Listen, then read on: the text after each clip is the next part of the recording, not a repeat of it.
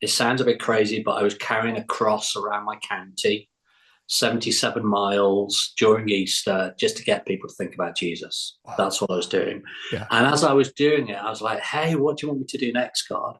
And it just flashed through my head. And I came home, and my wife looked at me and recognized the little twinkle in my eye. And she's like, what's going on? I went, Right. I think we're going to build a monument, babe. So, Come on. but I didn't really know what to do. Yeah. I'm not practical. I'm not an engineer. I'm not an architect. I'm banned from DIY in the house. I Okay. can't do any stuff like that. So for 10 years, I didn't really know what to do. And I'm just praying. But that sounds like I'm praying all the time. It wasn't like that. Every now and again, I'm like, what do you want me to do with that? And I Right. sort of thought, okay, I'll sell my software business and I'll use the money to get this thing going. But 10 years later, I did sell my software business. And then 10 years later, I just felt God say, right, you need to get started on this. Richard, you're an entrepreneur and the founder of the Eternal Wall of Answered Prayer that will soon become the world's largest Christian landmark. I'm so excited and honored to have you on the show. Thank you for your time this morning. Hey, Eric, thank you for having me on. I really appreciate it. Absolutely. I'd love to kick the show off by going back a bit. Like, where did you grow up? What was childhood like for you? So parents divorced when I was six, mum remarried, and a pretty middle class upbringing, really. Okay. Not Christian, but I overheard my mum talking to my dad that she might have cancer when I was 11 years old. Wow. And I went to my room and I didn't know how to pray, but I just sort of knelt down, put my hands together, and just said, God, will you look after my mum? And very difficult for me to describe, but I felt like a huge hand around me going, it's going to be okay, which it Wow. was. And I would now know many years later that that was the presence of God. So Yeah. I feel I had my first encounter with God when I was 11. I had Wow. to wait till I was 20 till somebody shared the gospel with me. And when they did, it was a no brainer. It was like, where do I sign? What do I do? I didn't need persuading. Wow. Man, what a cool moment for you to look back and realize that that was God's hand and even not knowing but having that faith into God at that moment at 11 years old. Wow. When you became a Christian, I think it was around 1990. Like, what happened in your life that prompted you to give your life to Jesus at that time? And what was life like after that? Yeah, well, I just finished university. I was bordering on alcoholic. Hmm. I was a bit of a wild child. I was gambling a lot. To the stage that I just put my whole month's salary on a horse. Wow. And so things were getting pretty serious. And I was invited to go to church. Just started a new job, and one of the people there invited me to go to church. And I'd been to church meetings, maybe two a year over the last 10 or so years. And every time I'd gone, I thought, this is just tradition. This is not real. Hmm. And then I go to this church and I'm looking at everybody and I'm going, this is real. This is real to them. Yeah. And then suddenly I feel exactly what I felt when I was 11-year-old boy. Hmm. And I suddenly realized God is here.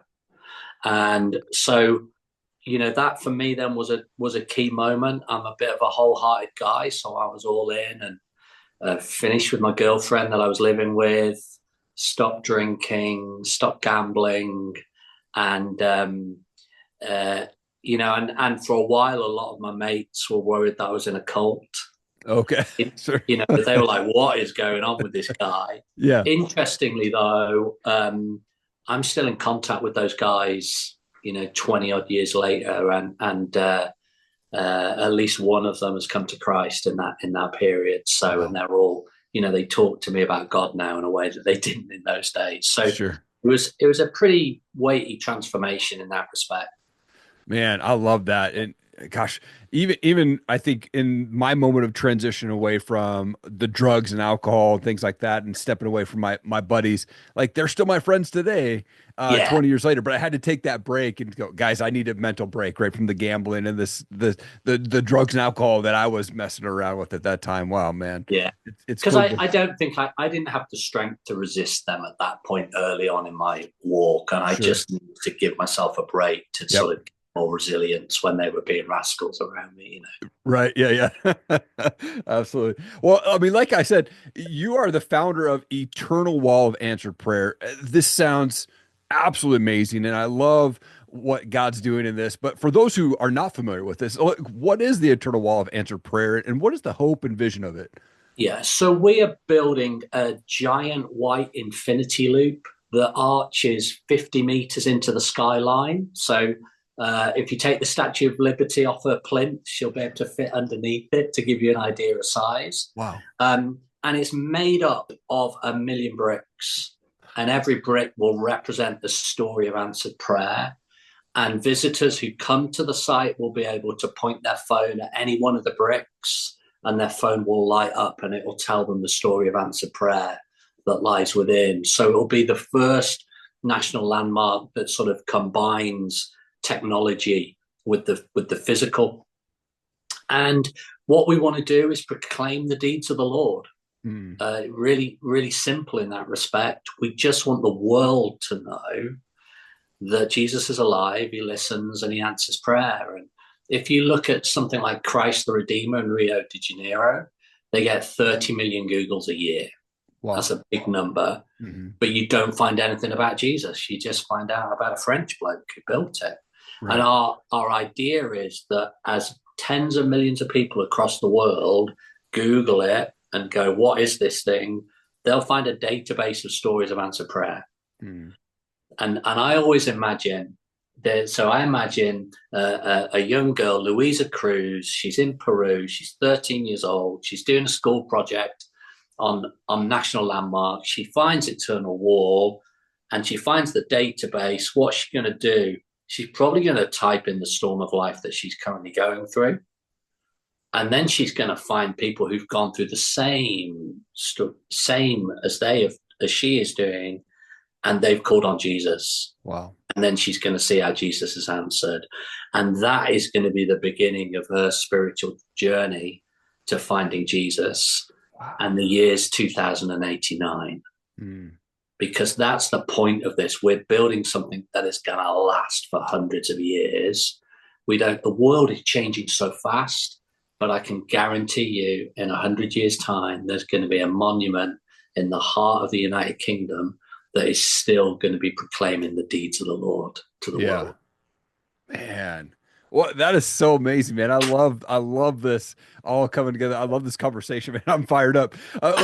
Like God's timing and our timing, though, are often very different. Like when God first laid this vision on your heart 21 years ago, like what was the initial reaction and how did you discern? Was it truly from him or was it just like this random thought? Great question. I think I've learned over the years to recognize God's voice. Yeah.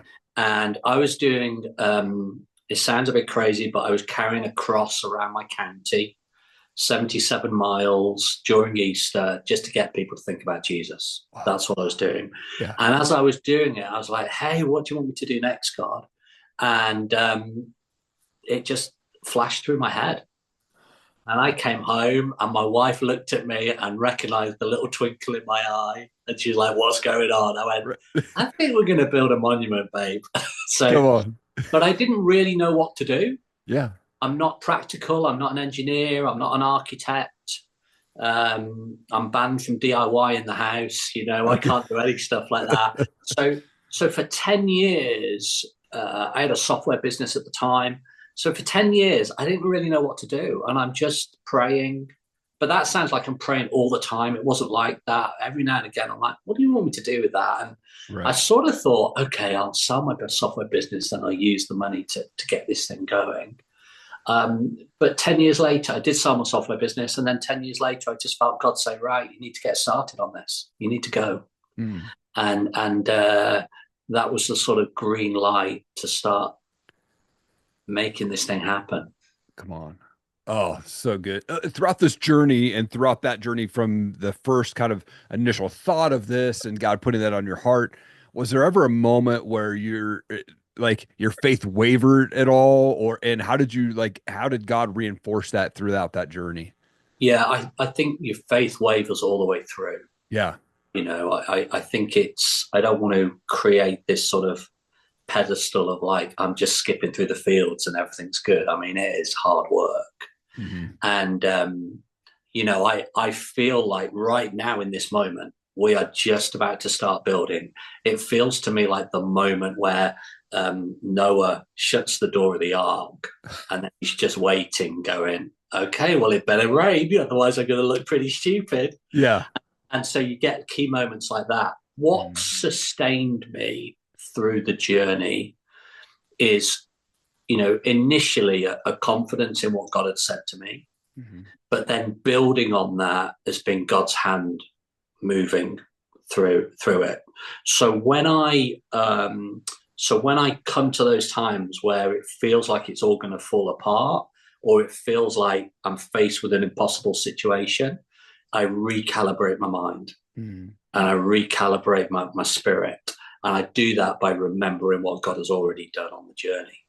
So if I can share one of the stories, if that would be okay. Yeah. So we were praying for land. I presented the idea in Parliament. I'd got £5 in the bank at that moment. Wow. One of the members of Parliament says, "How are you going to do this? This is a great vision. But how are you going to do this?" And I said, I've got a really big backer behind me. And my big backer, of course, was the one who owns 1,000 cattle on 1,000 hills. I didn't have any financial backers at that time. Yeah. But they were like, "Oh, okay, that sounds good." Yeah. And then we were invited to go to the States to a church in California, just to go to conference. And so we're at the stage where we really need to get land. And then a lady came up to us and she said, "Hey, I've got." Nobody knew who we were. And this lady comes up to me, I'd never met her before. "I've got a word from God for you. God wants you to know he's got some heavenly land for you." Wow. Which is cool. Yeah. So I then go back to my team in the UK and say, "Hey, this is what God said." He said he's got some land. And I was about to pay for a company to look at land around the motorways, the highways, to see what was available. And one of my team said, "Well, if he's told us he's got some land, I'll just ask him where it is." She was like, "That's going to save us a lot of time, isn't it?" I was like, "Well, yeah, that could work." So she literally prayed, sent a Google map to me and says, "This is where it's going to be." Wow. And what she didn't know was the person who owned that land had emailed me 2 days before. So I meet with this guy, pitch my heart out. As all entrepreneurs know, that's what you got to do sometimes. The guy looks like a poker player. He's not saying anything. Right. But at the end of the meeting, he basically tells me God had spoken to me in 2004. He then tells me that God had spoken to him the same vision in 2003. Wow, man. So it was amazing for me that I'd had so many years thinking about this. God had already prepared somebody before he even gave me the vision. And it felt a bit like that Abraham Isaac moment where he's at the top of the mountain going, "How's this going to work?" And there's a ram that's come up the other side of the mountain. God's provision. He just couldn't see it. Wow. So it's a very, very long answer to your question. No, I love it. What I do is I take that story, I remind myself of that story and go, "Do you know what? God's in this." So right now I'm faced with an impossible. Right now I'm surrounded by facts that say it can't be done, but I'm going to go for the truth that God has asked me to do it, and he's also shown his hand. Wow. Man, what a cool thing to see. I was getting chills there. Like, what a cool thing to see God's hand involved in this trip that you make to California and then this email. I mean, what an amazing thing to see it all come together. For you throughout this process so far, like what's the biggest lesson that you've learned personally and just in your faith as you're going through this? I think my and it's interesting because when I speak to other entrepreneurs that they go, "Oh man, yeah," because I think that what I've learned is that the rhythm of God in my life is my responsibility. The timing of God is his responsibility. And I think when you're made in an entrepreneurial way, you want to make things happen all the time. You want to push and push and push. Yeah. And that's sort of part of what's in our nature. And you get a problem and you want to go, right, this is how I'm going to hit it. This is how I'm going to manage that. Sometimes that's the right response. But sometimes you just have to sit back and say, Lord, I'm going to trust in you. Yeah. And when I strive to get the solution, I then lose my rhythm, and then it's messy. So I try and prioritize the rhythm of God in my life above all. Yeah.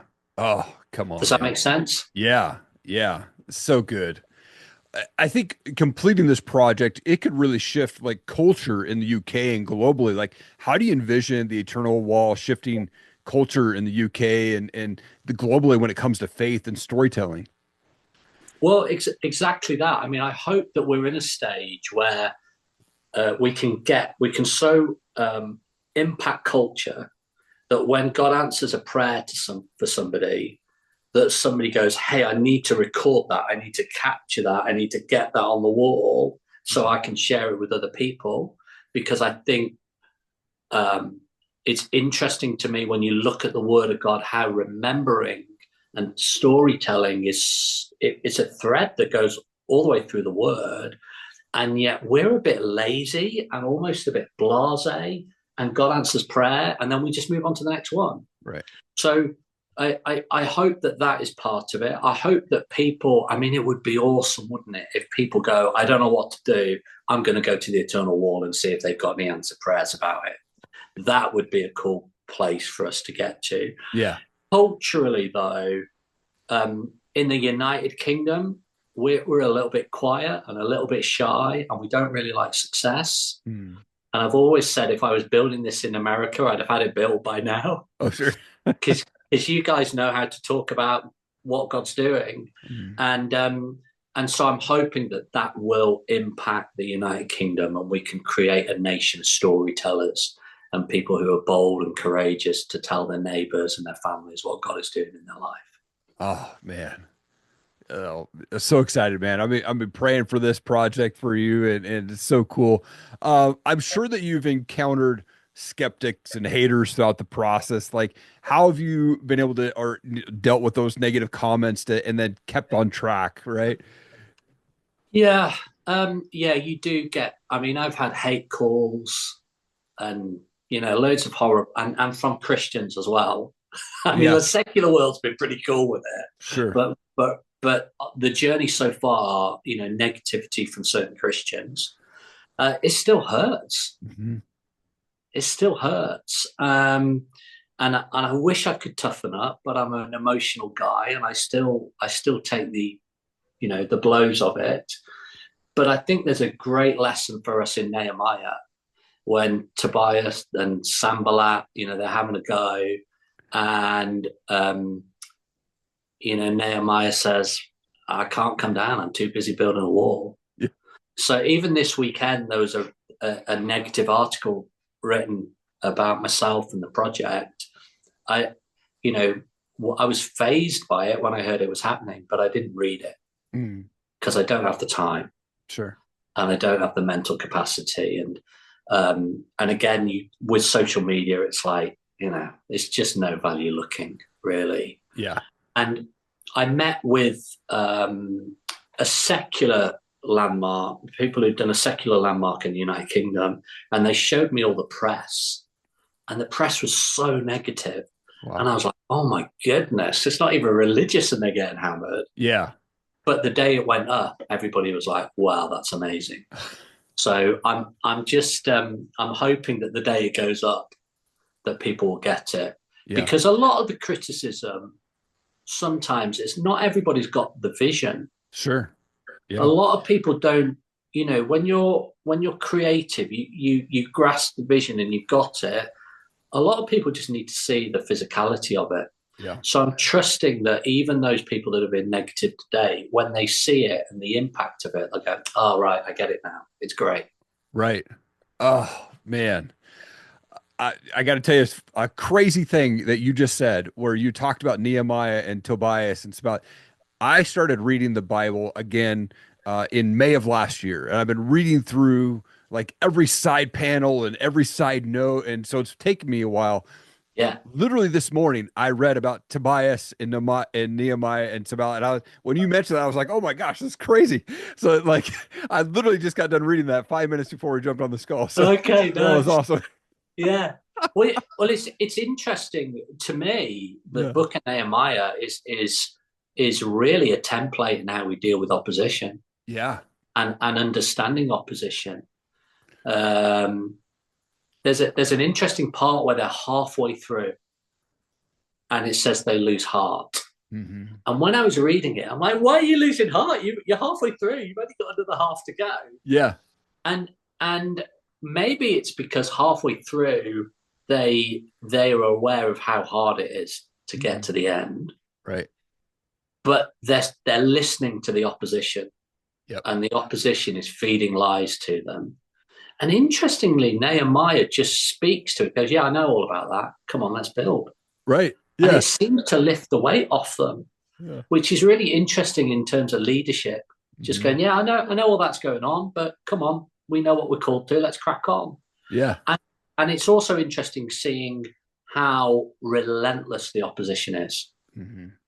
And they Yeah. get even more enraged the closer you get to the finish line. R- And we're sort of experiencing a little bit of that now.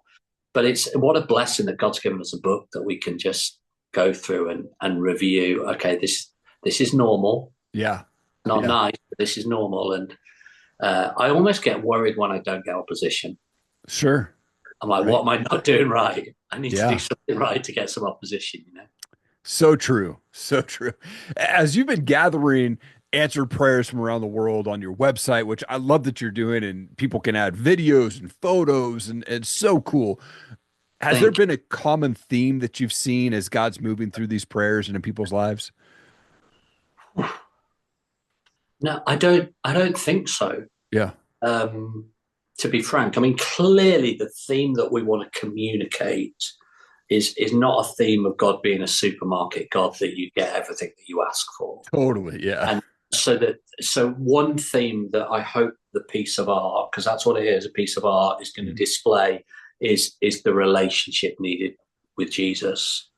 But man, I mean, we've got 40 odd thousand so far. There's another 130,000 that we've identified but not got in the database yet.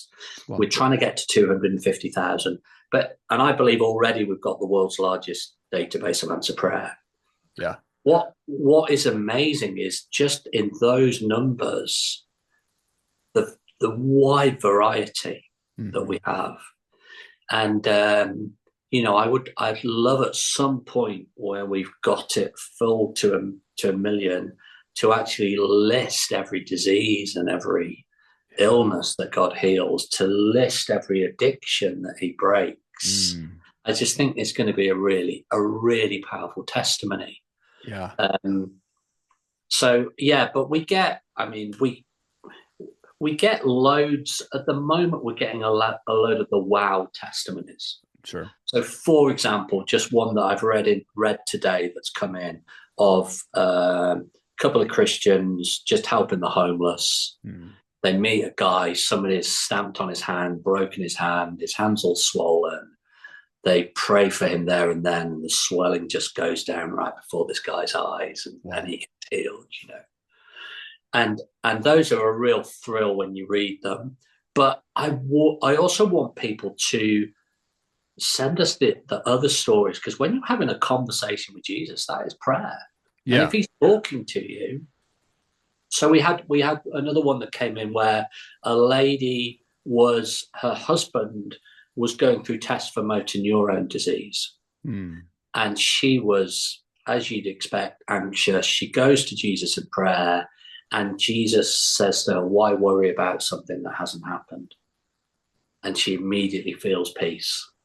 And then it ends up that her husband is not diagnosed with motor neuron disease. Wow. So those sort of conversational stories we'd like to gather as well. Yeah. Oh man, I cannot wait for this. And I love that it's all coming together, and I'm just truly believing that God's going to continue to put this vision on people's hearts around your area and put this thing together. I mean, for those that are struggling to, believe in God or struggle to believe that he answers prayers, because I think there's a lot of people that are like, well, why would a good God do bad things or allow bad things to happen? Right? Like, what would you say to inspire and encourage those type of folks? I would encourage you to find stories of answer prayer and see what God has done in other people's lives. Listen, I know from my own experience, God doesn't answer every prayer the way I like. Right. I believe as a Christian that he listens to me, to every single prayer, but there are many times where he goes, "Nah, I'm not doing that, Rich." Yeah. And some of those I don't understand. And some of those I wrestle with. Some of them I just have to put up on the shelf, and I'm like, I'll talk to you about those later, God. Yeah. But the danger is when you get pulled into that it becomes your focus and almost can become your theology. Mm-hmm. And the Bible's really clear. There's a great verse, and I always think if we're in a war, right? We're in a war. That the Bible's there's a verse that tells us how to be the enemy really easily. It says in Revelation, they overcame by the blood of the Lamb and by the testimony of Jesus. In other words, the blood of the Lamb is a done deal. Thank you, Jesus. Yep. All we need to do is speak the testimony. And every time you share a testimony with somebody, you give them the ability to overcome their current struggle. So get yourself around people who share testimonies. Get online, find testimonies, and it will stir your faith, because God has no favorites. And if he can do it for one person, he can do it for you. Yeah. Oh, it's so important, man, to get around people that are faith-based, Christian-based. I knew that, like, when I first walked away from my worldly desires, like, I had to change the environment and surround myself with men that were living the life that I wanted to, that had great marriages, great, they're great dads. They were great members of the church that had great relationships with Jesus. Like, surround yourself with those people. Just being around them and your presence is going to be lifting you up, right? I love that. So good. So where are you at right now? Like, what's the current update with the Eternal Wall of Answered Prayer? What's kind of the next big step for you guys? So we've just done the wind tunnel testing. We created a model and put it through the equivalent of once in 700-year storm to make sure it stood up. It did. We're good. Come on. We got to do some pressure testing in Austria that crushes the concrete and make sure it can take the pressures. Okay. And then the great news is, praise God, that we've raised the money for the monument. So we still need to raise the money for the car park and the visitor center. Mm-hmm. We've just this last week raised the money for the technology. Wow. So we're well on our way, and we just need those last few bits. But God willing, and I'm sure there'll be some bumps, but God willing, we'll be signing contracts in June. Okay. And then starting building. Come on. And the plan is to open late 27. Okay. And then the world is going to know that Jesus is alive, he listens, and he answers prayer. And they may silence us on the media, but nothing's going to stop this thing getting all over the world. Yeah. Oh, man, I'm so excited. Richard, I love this conversation. I love what God has put on your heart 21 years ago, and now building this thing, and it's all coming together. And I love the lives that are being impacted just from even having this website up and exciting people and encouraging people to come to know Jesus, all because of this wall, man. And so excited to see this live at some point in 2027. Man, thank you for your time today, Richard. You are an absolute world changer. Thank you very much. Thank you. Thank you so much for checking out the show today. Look, I want you to stay connected with everything this guest has to offer. So make sure that you sign up for my weekly newsletter. I'm not here to spam you. I'm here to just send you all the behind the scenes videos, shorts, reels from this week's guest, plus some other bonuses on there. So make sure that you hit connect below this video in the description, or go to my website and sign up right there on the homepage, and I'll make sure that you stay in the loop. Thanks so much again. Have an awesome day. Keep changing the world.